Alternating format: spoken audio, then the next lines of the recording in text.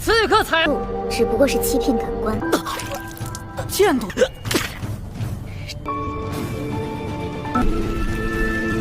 圣月，你又在。骑士诞生了，骑士殿有史以来就是极好。御功能是他的，这是杨文昭。接下来前四，即便是杨文昭这样，而且竟然这么快就稳固了。So, ke bagian spoiler buat episode 50 yang bakal rilis lagi di minggu depan ya guys, bukan minggu ini. Kebetulan Mimin ada bikin 2 spoiler kemarin dan hari ini ya. Oke, langsung saja kita masuk ke alur ceritanya. Lebih tepatnya spoilernya guys. Gimanakah kelanjutan si Hao Chen setelah ditusuk? Di part sebelumnya kita sudah melihat Hao Chen mengatakan dengan tegas sekali lagi, dia nggak salah memilih guys. Pilihannya adalah Lin Xin dari kuil penyihir. Chai yang awalnya sangat tenang tiba-tiba berubah menjadi kaku badannya guys. Wajahnya tampak pucat sambil mencengkram tongkat bambunya. Benar-benar shock nih. Tubuh Chai tiba-tiba menjadi sangat dingin. Dia merasakan sakit luar biasa di dalam lubuk hatinya guys. Tiba-tiba kakek Sheng Yue pun muncul dan memeluk cucunya Chai. Dirinya langsung mengeluarkan kekuatannya dan mengancam Hao Chen akan membantainya guys. Tapi tiba-tiba Yang Hao Han pun muncul dan menahan serangan itu. Dia juga berusaha menenangkan Sheng Yue yang penuh amarah. Dia menjelaskan Hao Chen itu lahir dengan putra cahaya guys. Terlebih lagi energi spiritual internal bawahannya adalah 97 poin. Dan dia adalah orang yang paling penting bagi kuil kesatrianya guys. Alhasil itu membuat wajah Sheng Yue berubah. Ada juga Lin Xin yang mencoba memohon dan menjelaskan kalau di hari itu di kota Aimei, Lin Xin memberikan 3 botol pil sebagai ganti janji jika Hao Chen mendapatkan 3 besar nanti. Dan janjinya adalah membelinya sebagai rekan setim. Tapi apa yang terjadi? Tiba-tiba Chai berteriak dan mengeluarkan tekniknya guys. Ditambah tuar, dia langsung menyerang Hao Chen dengan tangan kanannya menggunakan pisau belati yang mengarah langsung ke dadanya Hao Chen. Reaksi yang dikeluarkan tidak sesuai dengan pemikiran. Hao Chen cuma berdiri di sana tanpa ada reaksi. Sana hanya diam saja. Chai auto bertanya-tanya dong, kenapa kamu tidak menghindari seranganku? Dengan suara lembut Hao Chen menjawab, dia sudah berjanji untuk berdiri di sisinya Chai. Dirinya juga sangat yakin apa yang dia lakukan tidaklah melanggar aturan kompetisi. Namun dia berhutang penjelasan kepada Chai karena sudah membiarkan dia sakit hati guys. Jadi alasan dia tidak menghindar, dia sudah menganggap kalau dirinya pantas untuk dihukum guys. Alhasil belati milik Chai pun berhasil menembus dadanya Hao Chen dan membuat Hao Chen terluka parah. Dan dia langsung auto muntah darah guys. Waduh. Tapi Hao Chen sepertinya tidak merasakan luka dari tusukan itu. Dia malah melebarkan kedua tangannya dan memeluk Chai sembari berkata, inilah pelukan yang seharusnya kamu berikan padaku kan? Wadidaw. 刺客才只不过是欺骗感官。剑都。 Kalau kalian ingat guys, sebelum pertandingan Hao Chen melawan Yang Wenchao, itu si Hao Chen kan berjanji kepada Chai kalau semisal dia menang, Chai harus memberikannya pelukan. Nah, Chai sudah berjanji dan inilah pelukannya. Itu membuat Chai berteriak. Dia mencoba mencabut belati itu, tapi Hao Chen memeluknya dengan erat, jadi dia sama sekali tidak bisa melepaskannya. Di sisi lain, Sheng Yue melihat itu pun meledek Yang Hao Han agar mengurus masalah ini. Karena dia adalah pemimpin aliansi, jadi dialah yang harus mengurusinya guys. Tanpa basa-basi, Sheng Yue pun pergi dan menghilang, lepas tangan dia. Tentu perilaku Sheng Yue yang seperti bocah itu membuat Yang Hao Han sedikit emosi. Hao Chen melihat itu menduga guys, mungkin dia sudah mendapatkan persetujuan dari si Sheng Yue. Karena tusukan yang dia terima dari belati milik Chai itu berhasil membuat Shang Yu senang guys. Setelah itu Tai kembali berteriak. Dia berusaha menyuruh Hao Zhen untuk melepaskan pelukannya karena dia ingin mencabut belati miliknya dari dadanya guys. Masalahnya belati milik Tai memiliki efek tambahan untuk menghisap kekuatan dari kehidupan. Jadi semakin lama ditusuk, maka jiwanya Hao Zhen semakin terhisap. Akan tetapi Hao Zhen tidak mau mendengarkannya guys. Malah pelukannya dibikin semakin erat. Aduh, mukanya juga berubah semakin pucat. Dia sebenarnya malah semakin lega karena Shang Yu sudah pergi dari tempat ini. 声月，你又在。 Hao Zhen meminta maaf dan berusaha menjelaskan semuanya. Tai pun menjelaskan kalau dia sudah memahami ini semua, di mana semuanya ini cumanlah kesalahpahaman. Dia meminta maaf karena seharusnya dia tidak meragukan Hao Zhen guys.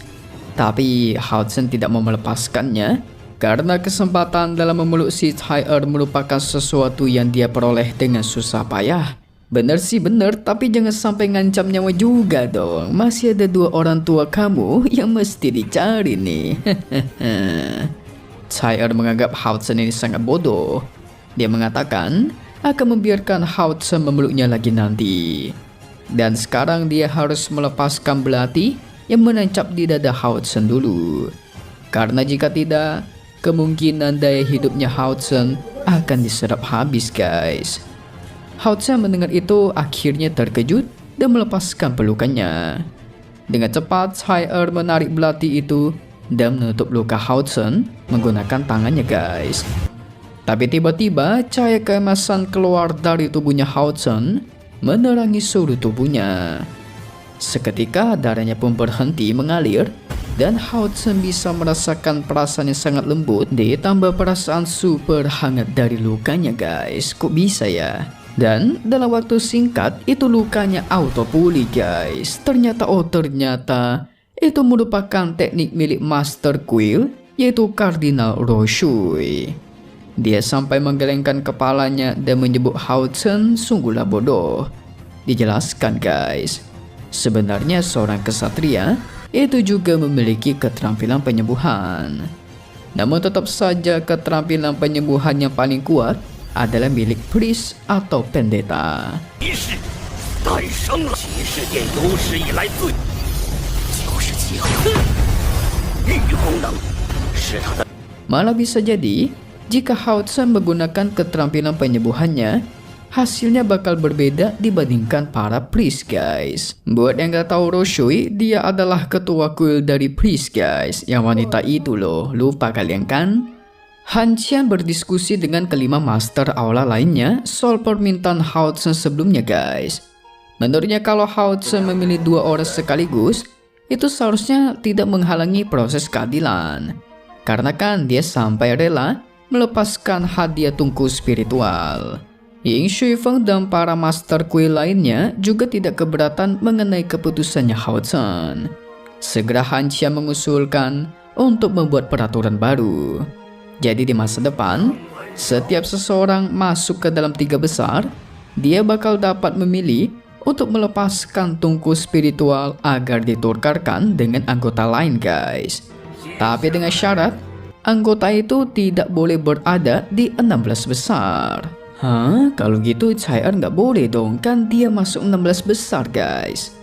Para master yang mendengar itu semua setuju, karena peraturan ini mungkin bakal membawa nafas baru untuk kedepannya. Hao Zhen yang mendengarnya pun menunduk dan berterima kasih kepada Master Quill. Dan pada akhirnya mereka pun bubar, segera kembali ke kamarnya masing-masing. Li Xin yang masih berada di sana bergegas ke arah Hao Zhen karena dia khawatir dengan keadaan adik iparnya guys. Tapi Hao Zhen menenangkannya dan mengatakan ini cumanlah luka kecil. Cai'er yang berada di sana juga segera mengambil tangannya Hao Zhen dan memeriksa denyut nadinya guys. 这是杨文昭，接下来前。 即便是杨文昭这样， Dia bertujuan memastikan tubuhnya Hao Zhen berada di dalam kondisi yang baik. Dijelaskan, karena teknik penyembuhan ketua kuil Roshui, Hao Zhen sekarang cuma merasa sedikit lemah karena kehilangan darah guys. Semua efek belati milik Chai juga dihilangkan. Bahkan luka lainnya secara tidak sadar itu disembuhkan oleh teknik milik Roshui. Singkat cerita, Chai membawa Hao Zhen ke kamarnya guys. Tapi di sini Hao Zhen menyuruh Chai untuk duduk di sampingnya dan menanyakan bagaimanakah perasaannya. Waduh, cewek ngajak cowok ke kamarnya ya, ngeri juga nih. Sebelumnya Hao Zhen melihat Chai itu muntah darah guys. Nah, Chai meminta maaf, menganggap kalau dialah yang menyebabkan kekacauan hari ini. Tapi Hao Zhen menenangkannya dan menjelaskan seharusnya dia memberitahu Chai soal janjinya bersama Lin Xin sebelum kompetisi itu dimulai guys. Iya juga ya, ini kasih tahu pas udah milih orang kan auto murka dong si Chai. Tapi Chai memastikan kalau dia baik-baik saja, tidak perlu ada yang dikhawatirkan. Ya, kedua sejoli ini, kedua pasangan ini mau muntah darah kek, sekarat kek atau mau gimana pun, asalkan berdua semuanya pasti selamat, pasti kembali dalam pelukan juga guys. Hihihi. Singkat cerita, sore hari sudah tiba. Hao Zhen mengantar Chai pulang ke kediamannya. Dan sekarang masalah pun sudah diselesaikan guys. Pada akhirnya Hao Zhen bisa memusatkan pikirannya kepada upacara seleksi besok. Karena dia harus memikirkan siapa lagi yang bakal menjadi rekan setimnya.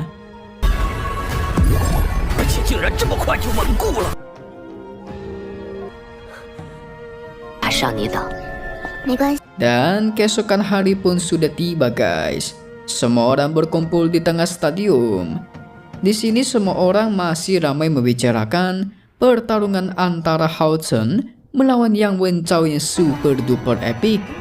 Gak lama dari itu, Hao Zhen, Li Xin, dan Chai pun tiba secara bersamaan. Semua tatapan segera mengarah ke Hao Zhen dan semua orang sangat mengaguminya guys. Karena dia memiliki keberanian menantang aturan aliansi. Bahkan dia sampai berani berdiri melawan seorang kakek Sheng Yue yang kita tahu berada di tingkat 9 assassin guys. Tapi sebagian orang juga memandang Hao Zhen dengan belas kasihan karena dia malah meninggalkan tungku spiritual yang paling kuat. Soalnya kan dia yang menjadi juara kompetisi guys. Jadi tungku spiritualnya itu merupakan yang paling kuat dibandingkan milik Wenchao ataupun milik Si Muning. Gak lama dari itu Lin Xin pun datang dan dia segera memanggil Hao Zhen. Mereka berdua berjabat tangan dan Hao Zhen langsung berkata, nantinya kita berdua akan menjadi rekan setim. Hao Zhen berpikir, jika bukan karena Lin Xin, dia pasti tidak bisa mencapai di titik ini guys. Karena ketiga botol pil yang diberikan Lin Xin itu sangatlah berharga. Benar juga sih guys, karena botol pil itu Hao Zhen selamat dari para iblis waktu itu. Kalian lupa kan? Kalau nggak ada mungkin udah gagal dia guys. Namun Lin Xin sebaliknya merasa sangat tidak enak, merasa dirinya harus membayar harga tungku spiritual yang tidak bisa dibandingkan dengan 3 botol pil.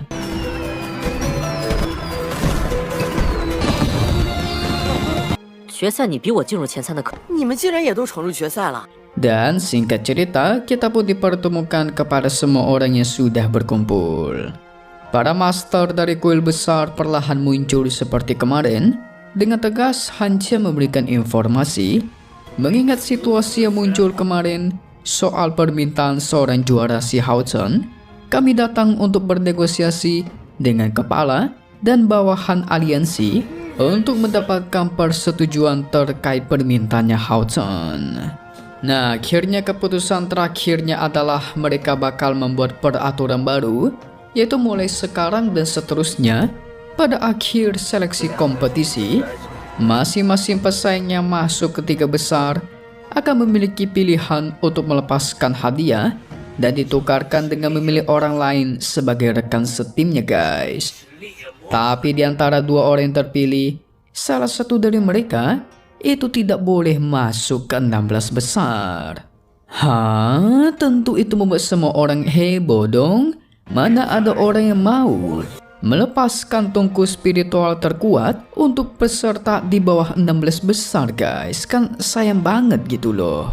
Han Qian juga menegaskan mereka bakal memulai upacara seleksi jika tidak ada yang keberatan. Sehingga dia segera menyuruh Hao Chen, Wen Chao dan Mu Ning untuk naik ke atas panggung. Han Qian penasaran nih kepada Hao Chen. Apakah dia masih bersikeras pada pilihannya kemarin, yaitu melepaskan tungku spiritual dan memilih peserta lain?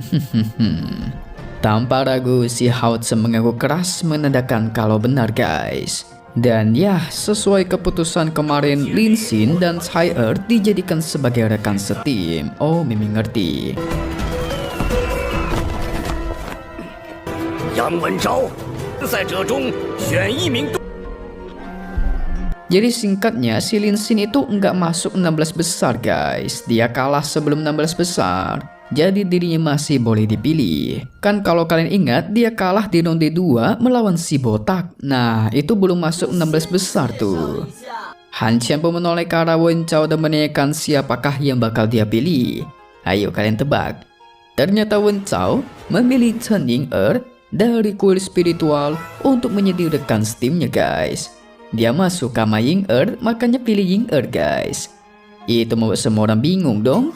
Mereka sama sekali tidak mengenal siapakah Chen Ying-er ini.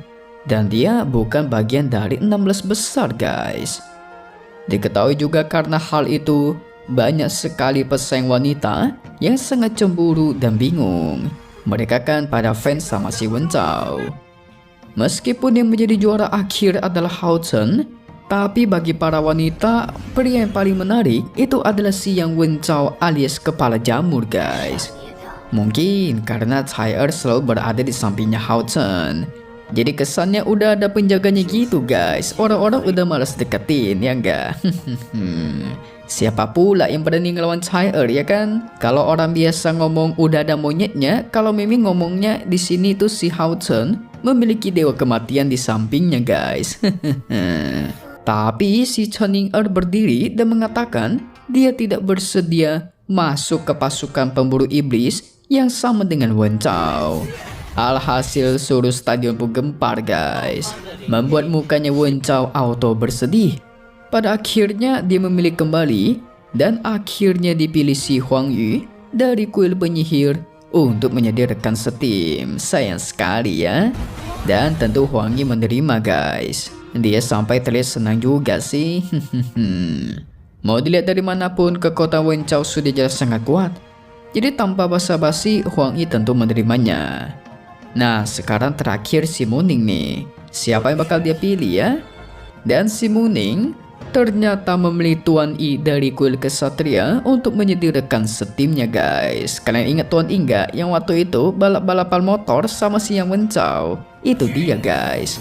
Sebenarnya dia lumayan kuat, peringkat ketiga lah dari kuil kesatria. Mungkin atau 3 atau 4 kali ya. Pertama kan Hao Chen, kedua Wen Chao. Nah ketiga antara Tuan Yi atau Kak Li Xin guys. Tapi kata Mimi sih kuatan Tuan Yi sih. Dan